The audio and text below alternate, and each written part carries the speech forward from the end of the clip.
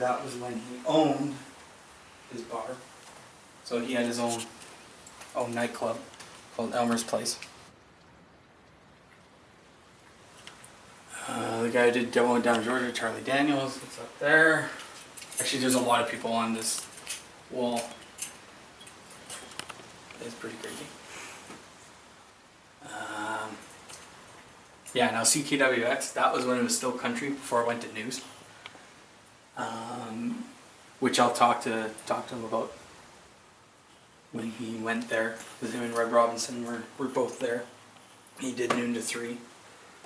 That's the profile of it. That was after CJJC. Yep. Oh. And this song is called Dreams of a Dreamer. Brett, you ready to kick this thing off?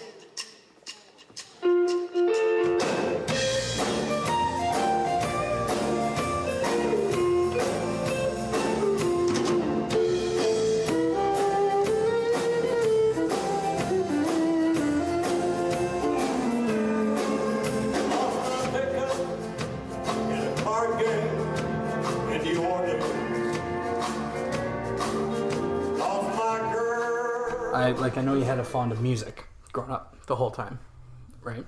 Because of a grade 1 school teacher, is that? Well, not grade correct? 1. It was an elementary school teacher. It was her first year of teaching. I'll never forget her name. Her name was Elsie Powley. I want the world to know that. And she was just a super lady. She was, you hear people in school systems today talk about they're going to drop music as a subject in school. Wrong thing. That's one of the greatest subjects there is. It's as important as arithmetic or science or anything, but it's because it's music is a feeling, and feeling is something you can't really teach, and the music could help bring it out in kids and naturally, and I think that's a grave mistake when they talk about dropping it as a subject.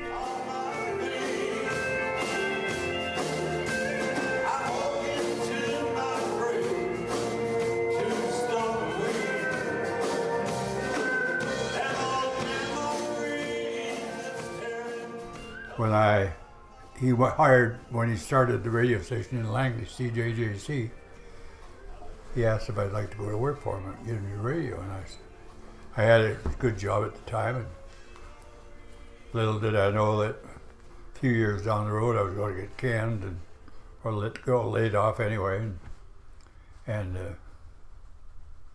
so that's the way that ended up. And we were working a Legion one night in Vancouver, 6th and Commercial, and with Rudy Hayden.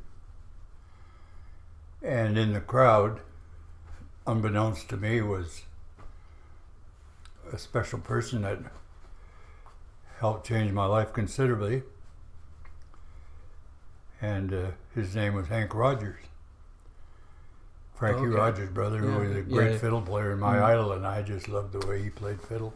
And Hank Still played do to this day, and Hank was a steel player and a lead guitar player.